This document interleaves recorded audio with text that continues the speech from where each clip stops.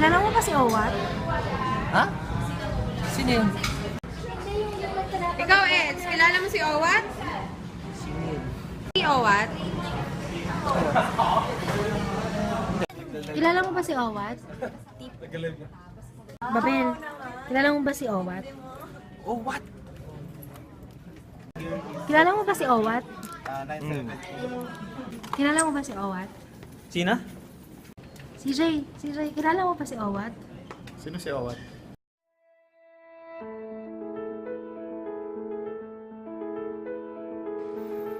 January 23, 1982 nung pinanganak sa munting tahanan ng mga Renaissance sa Bulacan, ang isang makulit at bibong-bibong bata na pinangalan ng Ronald. Ipangalan ko yun is January 23. Anong oras ba? 11 ng tanghali. Araw kaya duwang. Muulan po ba nun? Hindi, ganito din January, ganito ang panahon. Kasama niyo po si Ka Alex. Oo, nasa bahay. Sa bahay ko lang siya pinanganak, Minuay. Ang iyakin ba nung... Oo! Iyakan, palaging nanay. Palagi pag hindi ako nakita. Natatampal ko nga. Yung sarap tampalin ng puwit kasi malaki. Owat during childhood is a very naughty type kind of person. My mom always being called by our neighbors because he did something wrong. Like he will poke the butt of her playmates with a stick, throw a stone on the face, or something like he would do something with his playmates. Ang batang Owat ay sobrang kulit. Maharot. Siya yung nagpapayak sa mga kalaro niya palagi. Ronald and I basically grew up together. I mean, it's just me and him. Our gap is just 1 year, and we have the same birthday month. And as a kid, he was very playful. If you've heard or if you've seen the movie Dennis the Menace, he's exactly like that. He's very playful. He's very curious about stuff, and that would sometimes bring mischief to him. Like pag merong umiyak na bata, lagi siyang pagbibintangan. Pag may nasirang something, lagi siyang tatanungin. Kasi makulit siya, maharot, and playful. But bata pa lang siya, malakas na ang loob niya, because I remember I was in the 6th grade and he was on the 5th grade. Bumibili siya ng mga adobong mani, yung 1 kilong mani, or yung local version ng M&M's, yung itlog ng butike. Then re-repack niya yan. And then bebenta niya sa classroom nila, and we were surprised because nauubos.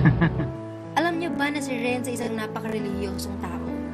Patunay dito ay ang pagpapagawa niya ng isang malaking replika ng La Nuestra Señora de la Esperanza Macarena sa kanyang tahanan. At ang paglahok niya sa mga posisyon na ginaganap sa iba't ibang panig ng Pilipinas bilang kanyang panata.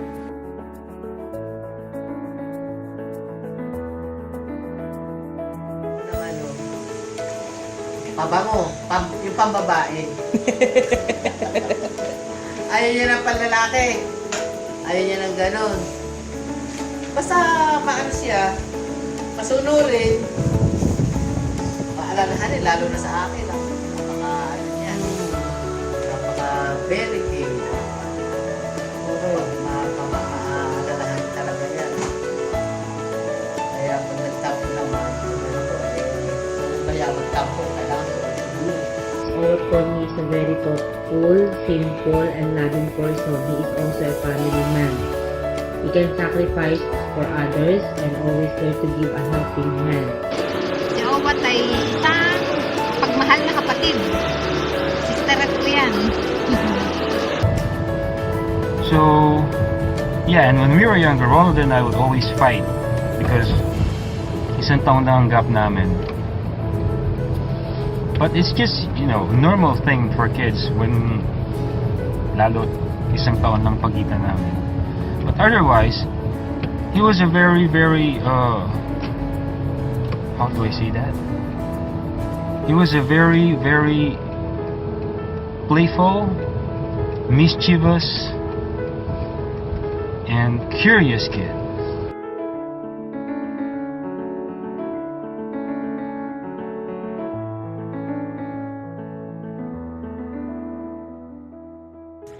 Actually, si Owat, aside from being professional singer, napaka-generous person yan. Hindi yan plastic na tao. Very humble. Never kami nag-away. Pag alam niyang may sama siya ng loob sa akin, sasabihin niya yan. At ako naman syempre magsasorry din sa kanya. Ganyan kami. At ano pa ba, si Owat is very loving person sa magulang niya, sa mga kapatid niya, sa mga kaibigan niya. Hindi kanya hihindian. Kayo, kung gusto niyo mapatunayan sa sarili niyo, tikman niyo siya, kaibiganin niyo siya at kilalanin niyong mabuti. Pero wag niyong bibigyan ng mali siya dahil isa sa ugali din ni Owat, isa siya malisyosong tao.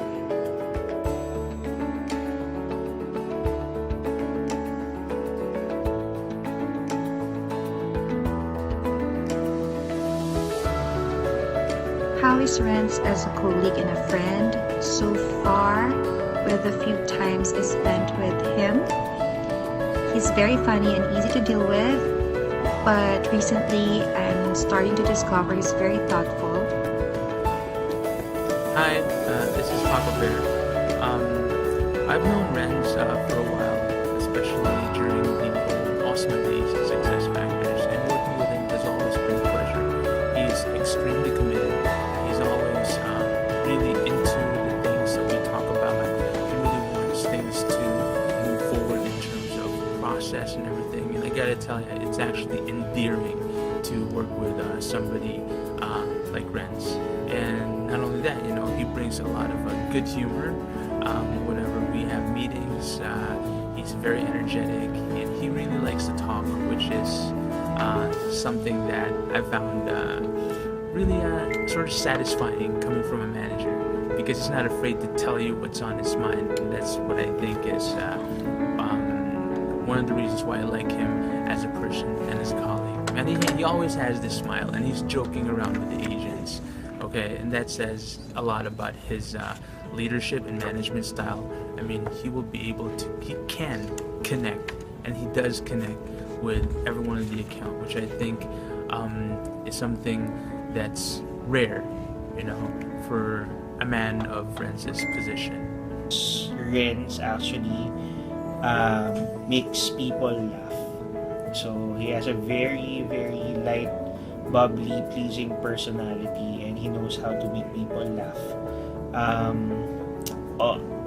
That's on the lighter side, but on looking at how he manages work, I can see his passion. He's very knowledgeable also with the support that he has. So I think that fire also is very evident in his work and how he likes his work so much. So I've worked with Renz for over, I think, 9 years now, going on 9 years. So he was one of the first few team leaders that I've handled. So what I like about working with him as a colleague is that he always finds the positive things in every situation. This is a very tough job. Working in a call center is never easy.